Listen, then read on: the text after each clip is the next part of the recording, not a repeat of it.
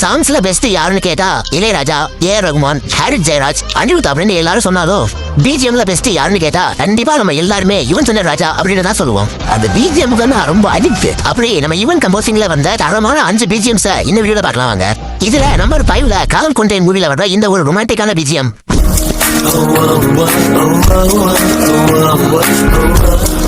Number 4ல Manmadhan மூவில வர்ற இந்த ஒரு சைலீஸான பிஜிஎம்.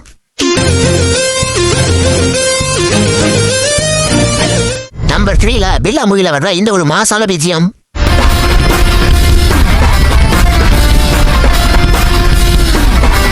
நம்பர் 2ல மாநாடு மூவில வர்ற இந்த ஒரு யூனிக்கான பிஜிஎம்.